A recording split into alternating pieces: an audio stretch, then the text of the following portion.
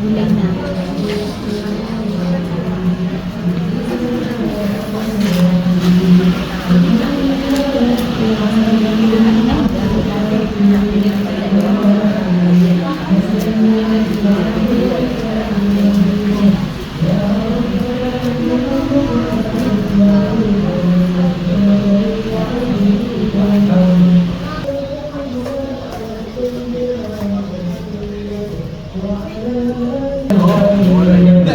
اللهم اجعل وأوصل وتقبل ثواب ما قرأناه من القرآن العظيم وما نزلنا وما سبحنا وما استغفرنا وما صلينا على سيدنا محمد صلى الله عليه وسلم هدية من ناصلة ورحمة من ناصلة وبركة شاملة وإلى حضرة حبيبنا وشفيع محمد إلا الله لا إله إلا الله لا إله إلا الله لا إله إلا الله لا إله إلا الله لا إله إلا الله لا إله إلا الله لا إله إلا الله لا إله إلا الله لا إله إلا الله لا إله إلا الله لا إله إلا الله لا إله إلا الله إله إلا الله لا إله إلا الله لا إله إلا الله لا إله إلا الله لا إله إلا الله لا إله إلا الله لا إله إلا الله محمد رسول الله صلى الله عليه وسلم. Kita yang hadir di sini, Bapak Ibu yang dimuliakan Allah Subhanahu Wa Taala, malam hari ini kita hadir ke majelis ini, majelis takziah. Telah berpulang rahmatullah seorang hamba Allah yang kita persaksikan insya Allah beliau wafat dalam keadaan husnul khatimah. Beliau adalah hamba Allah yang baik dengan persaksian kita bergaul di dalam kehidupan kita sehari-hari. Setidaknya kata Imam Ahmad, jika kita mempersaksikan seorang wafat dalam keadaan muslim, diselenggarakan dengan keadaan muslim, dimandikan dengan keadaan muslim, diwafatkan, dimakamkan dengan cara muslim, maka persaksikan dia wafat dalam keadaan muslim. Dan wafat dalam keadaan muslim itulah baik sebaik-baiknya wafat dalam keadaan muslim. Itu yang diberikan Allah terkhusus Bapak Mardayulis, mana yang mendapatkan? Oh ya, cukuplah berselinda berapa hari? Sudah 1 pekan ya. Anda pernah di malam ke-7 ya? Emang pas malam ke-7. Pas malam ke-7. Oh iya, malam ke-7. Kalau orang tradisi Muhammad Syafi'i 3, 7, 10, 25, 40 dan tahun setahun. Berdapat tiap hari itu doakannya. Bapak itu yang diberikan Allah Ta'ala kepada ayah dan keluarga Yulis dan keluarga besar. Ada wasiat untuk kami, untuk kita semua. Yang pertama, kita memaknai kematian itu sebagai sebuah ketetapan yang tak bisa dielakkan. Allah Subhanahu Wa Ta'ala menciptakan makhluk. Apa makhluk? Sesuatu yang diciptakan. Ada yang diciptakan bernyawa, ada yang diciptakan dengan nyawanya dia berjalan, nampak sebagai benda. Tapi ada yang Allah ciptakan dia tidak nampak, tapi dia ada. Dia tak nampak, dia ada. Dan ada yang Allah ciptakan dalam bentuk keadaan, bahkan dia tak bernyawa. Itu pun ciptaan yang disebut dengan nabi. A'udzu billahi minasyaitonir rajim. Tabarakalladzi biyadihil mulku wa huwa 'ala kulli syai'in qadir. Allah memiliki kekuasaan, keberkahan yang maha hebat dengan kuasanya, dengan tangan, dengan kekuasaannya dia menetapkan segala sesuatu. Apa yang dia tetapkan? Alladzi khalaqal mauta wal hayata liyabluwakum ayyukum ahsanu amala wa huwal azizul ghafur. Dialah Allah yang menciptakan makhluk namanya mati. Dan Allah menciptakan makhluk namanya hidup, Pak Dokter. Dan Allah menciptakan mati dan hidup itu hanya untuk ujian kamu, menguji kamu, menguji ayah bunda, menguji saya. Siapakah yang paling baik nyaman di antara kita? Sesungguhnya Allah Maha Pengampun lagi Maha Perkasa. Apa yang Allah ampuni, kita gagal menjawab ujian. Kadang-kadang ujian salah, soal 10 betul 8, alhamdulillah. Soal 10 betul 4, rugi. Soal 10 betul 7, cukup. Soal 10 betul semua, sempurna. Kira-kira Bapak Ibu, ujian kehidupan kita dari 10 soal, betul semua atau salah semua? Atau betul separuh? Insya Allah betul, lebih dari separuh.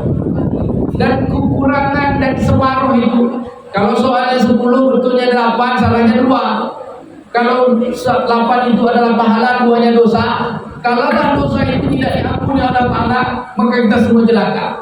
Maka yang Allah katakan, wahwal azizul ghafur, sesungguhnya dia maha perkasa menciptakan mati dan menciptakan hidup, dan dia pun maha pengampun dari kesalahan kita, dari semua dosa-dosa ketika kita diuji. Bapak Ibu, abang Bapak Ibu, dari penjelasan pertama bahwa kematian itu adalah makhluk. Bahasa kita, mati itu ciptaan. Jadi makhluk itu bukan hanya manusia, bukan hanya kucing, bukan hanya hewan. Mati pun makhluk, hidup pun makhluk. Maka bagaimana bersikap kita kepada makhluk? Kata Imam Al-Ghazali dalam kitab Bidayah dan Hidayah, juga disebutkan oleh Imam Ibnu Rajab Al-Hambali dalam kitab Tazkiratul Nafs. Bagaimana sikap kita terhadap makhluk? Ya namanya makhluk, ya kita biasa-biasa saja. Mati itu makhluk, hidup itu makhluk, kita manusia makhluk, ayam makhluk, kucing makhluk. Bagaimana sikap kita dengan makhluk? Kita sama-sama makhluk. Apa sikap kita? Kita hanya menjalankan dari yang menciptakan, namanya Khalik, karena kita cuma ciptaan. Maka ayah Kamar Yulis dan keluarga besar, Bapak Ibu kita yang hadir, bahwa kematian itu ada yang menciptakan, dia makhluk. Maka kita tidak bisa menolak dan tidak bisa meminta. Tidak bisa meminta dan tidak bisa menolak. Meminta bisa, tetapi dia yang menetapkan, tidak harus sesuai dengan permintaan kita. Kita hanya menjalani proses sampai pada batas waktunya, dia akan tetapkan. Kehidupan tak pernah minta, dijadikannya kita manusia. Kematian jangan diminta, karena dia adalah haknya. Cuma kita minta, wafatkan kami dalam keadaan husnul khotimah, karena mati ketetapannya. Tapi pilihan kematian adalah jalan yang kita tempuh. Insya Allah kita memilih jalan yang baik. Amin. Amin. Bapak Ibu yang dimuliakan Allah, karena dia makhluk, Allah Subhanahu wa taala berwasiat kepada Nabi Isa, ya Isa, wahai Isa, kata Allah Taala.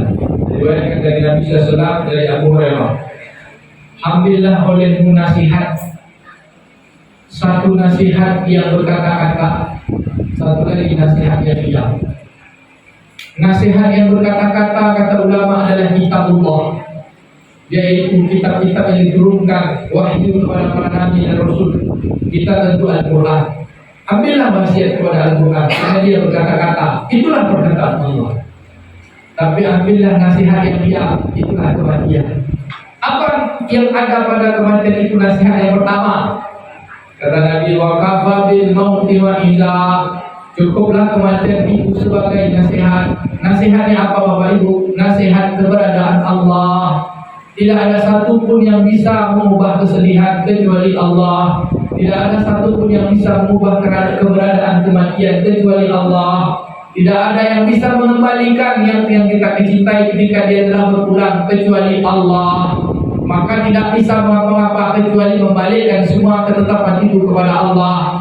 Maka apabila kematian datang, balikkan kepada Allah. Nama ucapan yang istirja, balikkan kepada Allah. Kalau sedih, kita bersedih berlarut-larut, tidak balikkan kepada Allah, nanti kesedihan kita mendalam, jadi berat beban kita.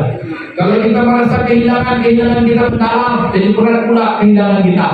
Maka ketika kita lepaskan, kembalikan kepada dia yang menciptakan. Arji, ucapkan kalimat istirja, inna lillahi wa inna ilaihi raji'un. Insyaallah sedih akan menjadi berubah pelan-pelan. Kesedihan, kedukaan, penderitaan, kasih sayang akan berubah menjadi ketenangan. Kenapa? Karena milik Allah.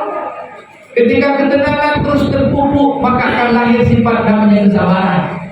Ketika sabar, Allah sendiri yang datang untuk menemani orang-orang yang sabar itu. Maka Allah katakan, wasta'inu sabri, minta tolonglah dengan sabar.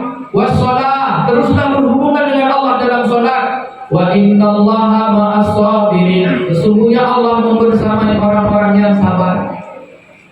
Kalau udah sabar nanti Allah yang kasih solusi. Solusinya tidak bisa disangka-sangka. Juga dihisab dengan jalan yang Allah tetapkan sendiri. Bisa saja setelah ini Pak Mardayulis ada hikmah-hikmah di balik ini yang jelas. Dengan kesabaran kita, hati kita lapang. Apa kata dan kala hikmah para ulama menyebutkan, sungguh lapang hati orang bersabar, sehingga beban berat pun akan menjadi ringan. Dan tidakkanlah bisa kesabaran kecuali menyandarkan dia kepada Allah yang menetapkan. Ucapan kalimat sabar itu terucap dalam kalimat inna lillahi wa inna ilaihi raji'un. Kepada Allah pujian-pujian, subhanallah walhamdulillah wa la ilaha illallah, Allahu akbar, wa la haula wa la quwwata illa billahil aliyyil azim. Lalu apa yang mengiringi ketika kematian selain istirja? Kata Nabi, laqinu mautakum. Talqinkanlah orang yang mati di antara kalian. Bapak Ibu, dalam syarah para ulama menyebutkan syarah ya, salah satu Imam An-Nawawi dan kita ada talqinkan orang yang mati di antara kalian. Yang mati itu yang sudah mati, yang akan mati. Pertama yang akan mati berguna itu untuk orang yang meninggal. La ilaha illallah. Itu mengukuhkan tauhid. Kalian telah wafat, talqinkan orang yang akan mati wafat. Ternyata kalimat la ilaha illallah menjadi taukid hati. Sehingga kalimat la ilallah itu menjadi sebuah ide besar. Satunya kalimat zikir yang dengan nama panjang adalah la ilaha illallah. Dia tidak hanya disebut kalimat tahlil, dia disebut 9 kalimat. Yang pertama dia disebut tahlil, yang kedua dia disebut kalimat iman, yang ketiga dia disebut kalimat ikhlas, yang keempat disebut kalimat nafi isbat, yang kelima dia disebut kalimat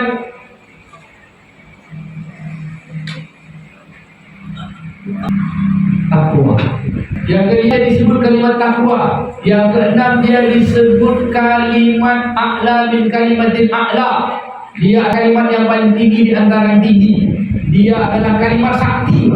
Kalimat tahlil, kalimat tauhid, kalimat iman, kalimat nafi isbat, kalimat ikhlas, kalimat takwa, kalimat al-a'la min kalimatin a'la. Kalimat paling di antara salkan juga menjadi kalimat itu mengantarkan kita kepada kematian yang husnul khatimah. Apa kata Nabi? Man akhiru kalami la ilaha illallah dakhala jannah. Ya Rasulullah, kami ini lemah iman. Kata sahabat, kata Rasulullah, aktiru min qawli la ilaha jadidu imanukum. Perbaikilah iman kalian. Kaifa nujaddidu imanana? Bagaimana cara memperbaiki iman kami? Kata Nabi, aktiru min qawli la ilaha illallah. Banyak-banyak ucap la ilaha illallah. Di saat kita dirundung duka, kadang-kadang malah kesedihan itu mendalam. Maka kalimat la ilaha illallah akan menjadi energi, menjadi kekuatan tauhid kita. Dia juga disebut kalimat tauhid, kalimat tahlil. Tauhid hanya mengembalikan kepada Allah. Kalimat iman keyakinan pada Allah. Kalimat ikhlas lepaskan pada Allah. Kalimat tahlil halal dia menjadi yang berdosa menjadi pahala. Kalimat takwa, kalimat dengan yang kita patuh kepada Allah. Kalimat yang kemudian yang paling tinggi di antara yang paling tinggi, tak diterima kematian seorang, keimanan seorang kecuali di dalam yang tertanam kalimat la ilaha illallah. Jadi ketika kita bertahlil tidak hanya berguna bagi orang yang wafat, tapi berguna kepada kita yang hidup. Maka tadi sepanjang tahlilnya luar biasa. Kan? Abdul zikri falam annahu la ilaha illallah hayyum. Kalau ada nyebut hayyul baq, yang pertama itu hayyul mawjud. Dialah yang maha ada, yang mengadakan segala sesuatu. Dari tak ada menjadi ada. Mati itu tak ada. Dia yang menciptakan mati. Hidup itu tak ada. Dia menciptakan hidup. Maka dialah yang ada. Selain yang ada ini, semua ada ini adalah hanya diada-adakan. Maka kalimat itu kalimatul wujud min kalimatul wujud. Kalimatul haq min kalimatul haq. Itu yang ke-8. Kalimatul haq. Kalimat yang paling benar di antara kalimat yang benar. Maka setelah bertahlilkan kalimatul haq yang ala nahya wa alaiha namut. Dengan kalimat hak inilah kita dihidupkan, dengan kalimat ini kita diwafatkan. Wa alaiha nub'atsu minal aminin. Dan kita minta dengan kalimat ini kita dibangkitkan bersama orang-orang beriman, para nabi dan rasul. Dengan kalimat ini kita dimasukkan ke dalam surga.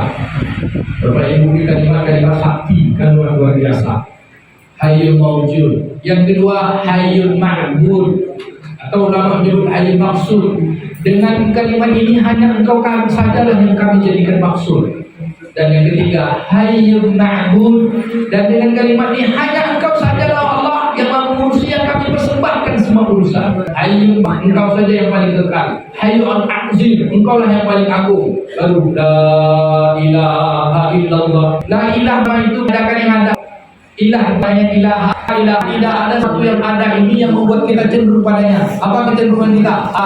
Pangkat, jabatan, kekuasaan, makanan yang menjadi sesuatu kita cenderung pada. Tidak ada cenderungnya kecenderungan kepada Allah. Cenderung kepada lupa Allah, harta habis jadi rosokan. Cenderung kepada kekuasaan, kita lupa kepada Allah, maka kekuasaan habis jadi mantan. Cenderung kepada makanan, makan sibuk, habis ujung-ujung makanan menjadi kotoran. Tapi ketika kita punya makanan, kita punya harta, punya kekuasaan, kita kecenderungan itu karena Allah, maka ketika habis, harta habis, pangkat habis, makanan habis, tapi catatan kebaikan karena Allahnya tetap. Maka kalimat la ilaha illallah itu lebih berharga daripada dunia dan seisinya. Kenapa? Karena dia kekal dalam catatan. Sedangkan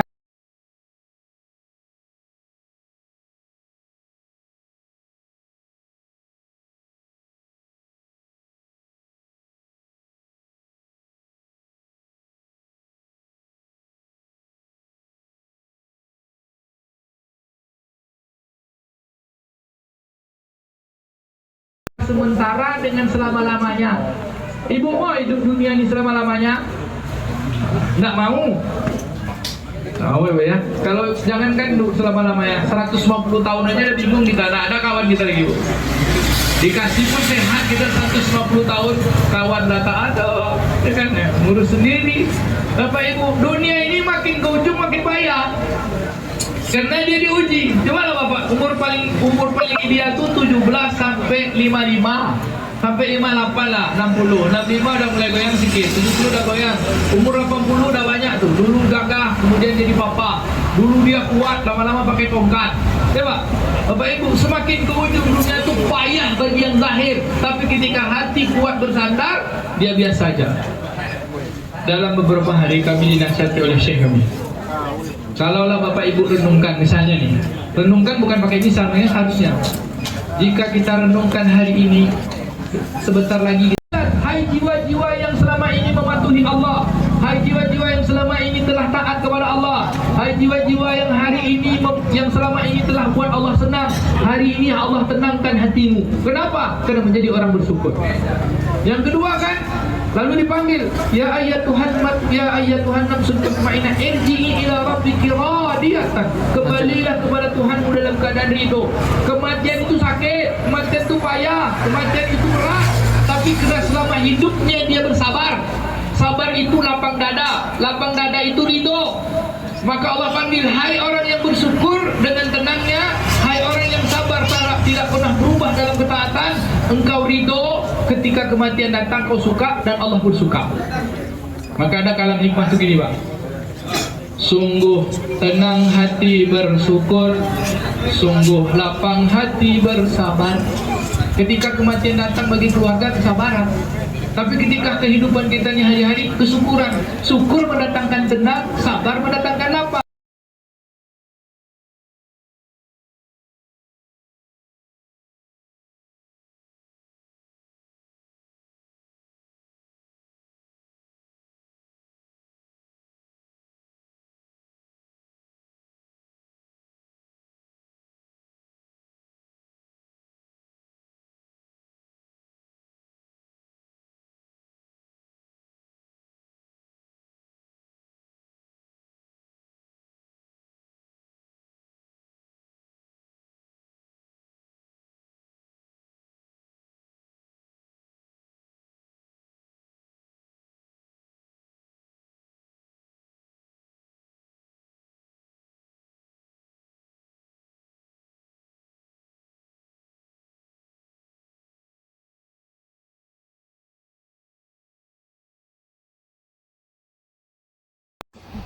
صراط الذين أنعمت عليهم